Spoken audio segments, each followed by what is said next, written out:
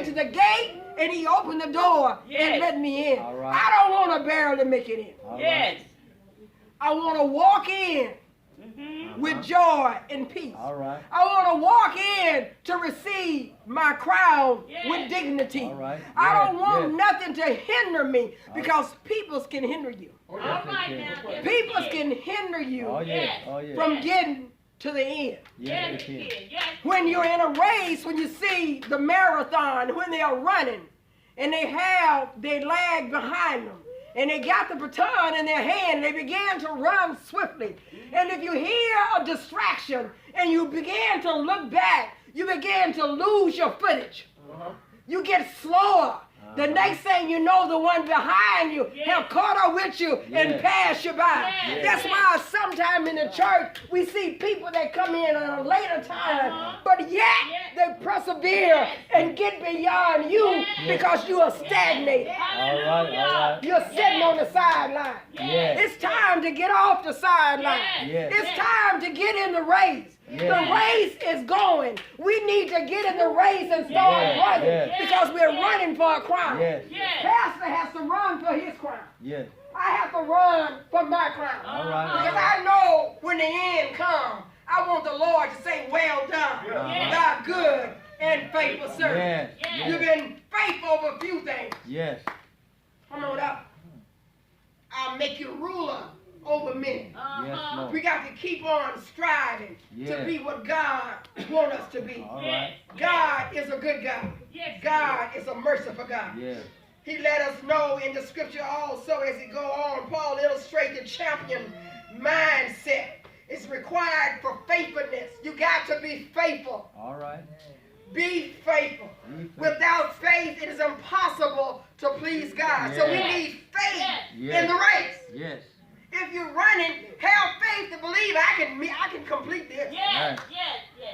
I may not feel good, but I'm on a mission. I come too far from where I started from, and I can't stop now. I believe Pastor would say that if co-pastor don't go, I made up in my mind I'm going to stay in the race. And he knows some things about the athletes because he used to work with the basketball players. He used to be a coach and a referee. So he knows how the game's supposed to go. You don't give up. You can't give up. We have too many quitters in the game. For whatever reason, we get upset about different things and we say, I ain't going to do it. All right. It ain't for me. It must be for somebody else. Paul was saying that we have to strive because, see, Paul was a good steward. Yes, he was. Paul did what he had to do. He didn't wait for nobody to do his job. He did his job.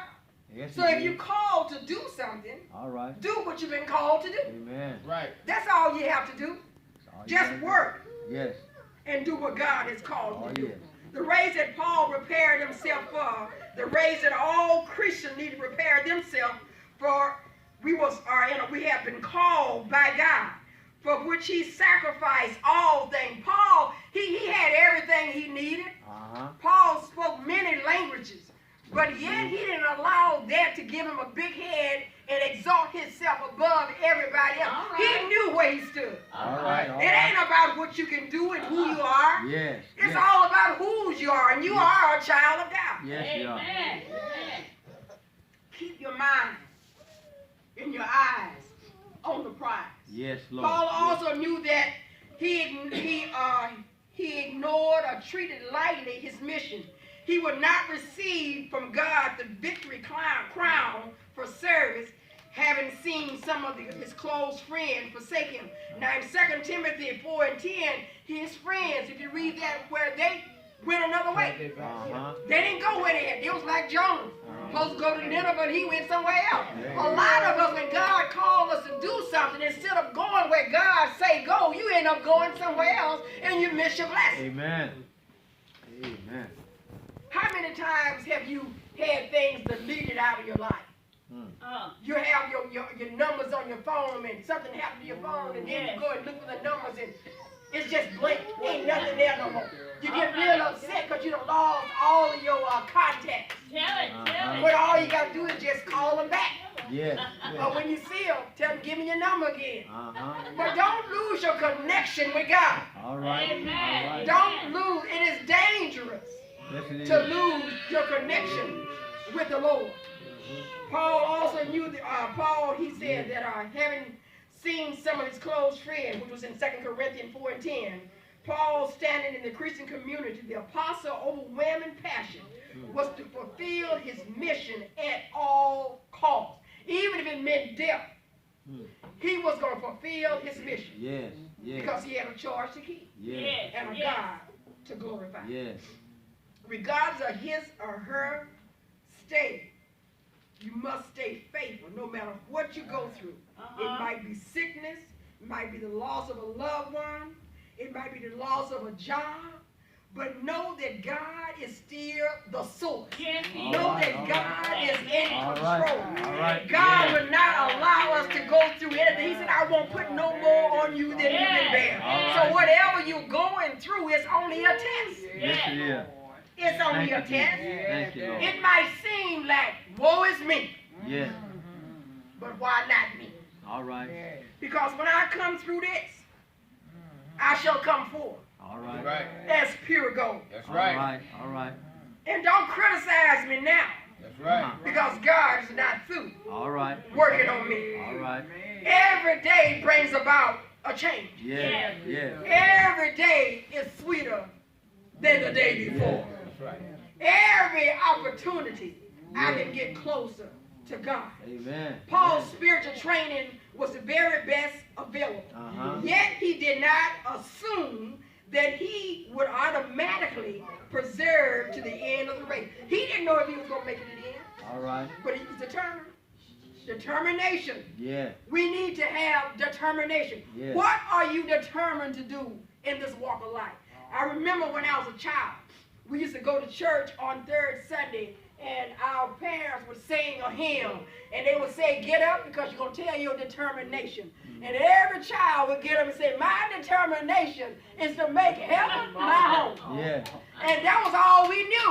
All right. And now people get up and testify and say stuff that don't even make no kind of sense. All right. But we knew at that time we were striving. We didn't realize it then, but I realize it now. We was in a race. And we had a determination. And our determination was to make heaven our home. And because that was embedded in us, back in Louisiana, we are still having that same determination. All right, That's all right. why we work so hard. Yeah. I heard Sister Robinson when she was saying that I'm the type of person, even though I'm not supposed to do something, I like to see things done. So if nobody do it, I just do it anyway. Because I have a determination to make heaven my home. Because only what you do for Christ is going to last. And I thank God once again Yes, for Lord. my pastor, Bless, bless. Pastor Arthur Elliott. Bless. Hallelujah. Yes. A lot of people ask me, why don't you do this and do that?